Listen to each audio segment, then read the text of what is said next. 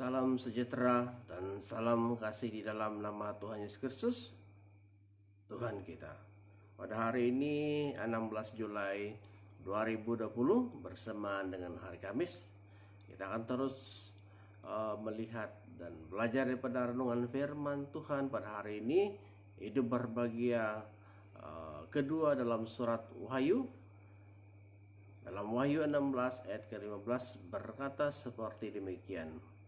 Lihatlah, aku datang seperti pencuri. Berbahagialah dia yang berjaga-jaga dan yang memperhatikan pakaiannya, supaya ia jangan berjalan dengan telanjang dan jangan kelihatan kemaluannya. Demikianlah kata firman Tuhan.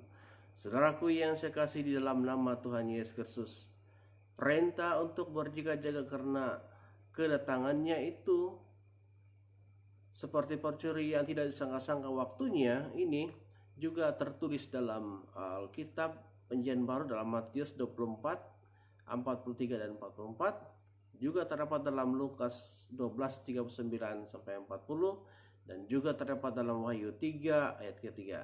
Dan ini mengingatkan kepada kita berulang-ulang kali bahwa hidup ini jangan sampai kita terlena, ya. Jangan sampai kita tertidur, ya.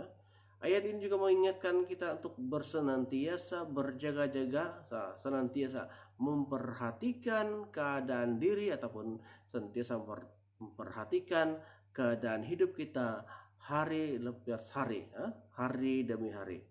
Nah, kata berjaga-jaga yang ditulis dalam ayat ini dipakai dalam kata bahasa asli yakni Alkitab disebut Gregorio, yang artinya secara metaforis adalah perhatian secara ketat yang bersifat aktif.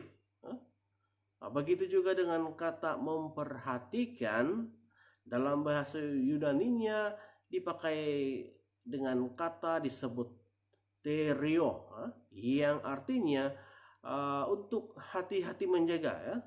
Artinya untuk hati-hati menjaga secara metaforis untuk menjaga sesuatu, ya. Berarti berjaga-jaga dan memperhatikan artinya kita harus berwas-was diri, tidak membiarkan diri terlelap, tertidur, dan tidak terlena dengan keadaan dunia sekarang yang penuh dengan penyesatan, penuh dengan godaan.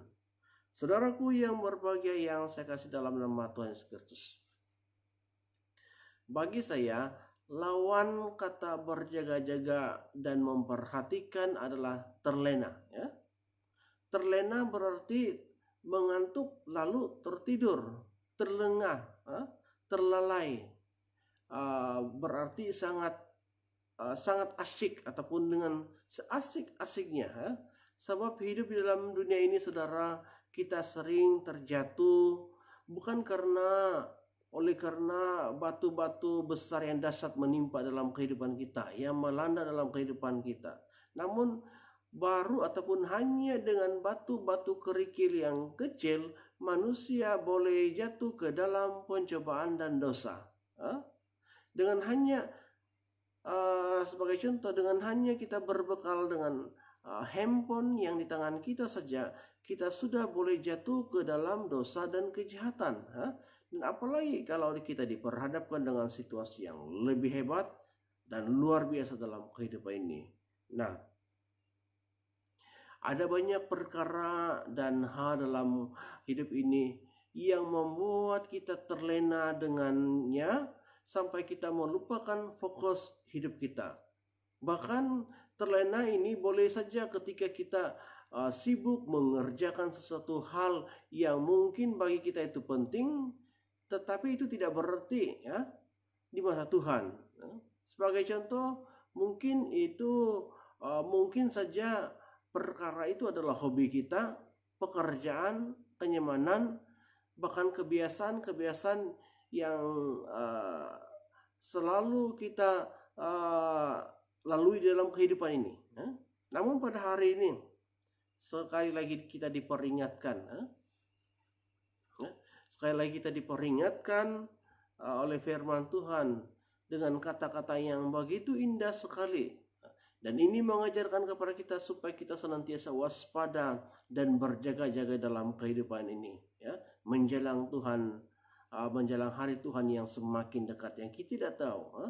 Sebab jangan sampai kita membuat pakaian kita tercemar oleh noda dan dosa, agar kita tidak kelihatan ketelanjangan secara rohani. Ya. Tetapi mari kita selalu berjaga-jaga dengan tekun, dengan cara aktif berdoa dan melayani Tuhan kita Yesus Kristus.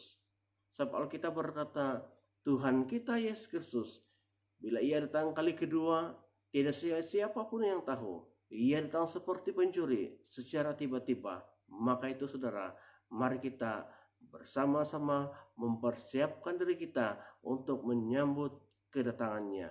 Jadi apa respon kita akan firman Tuhan pada hari ini? Yaitu mari kita selalu berjaga-jaga dan memperhatikan pakaian rohani kita, agar kita tidak terlena, agar pakaian kita tidak tercemar oleh noda dan dosa. Tapi biarlah hidup kita selalu punya persekutuan yang indah dengan Tuhan, yang memampukan agar iman kita tetap kuat, tetap kokoh dalam Tuhan. Walaupun kita diperhadapkan dengan cabaran, tentangan, godaan dan sebagainya. Jadi akhirnya sekali lagi saya ucapkan terima kasih atas kesetiaan saudara memperhatikan dan mendengar renungan singkat firman Tuhan. Saya ucapkan selamat bekerja, selamat berkarya sepanjang hari ini.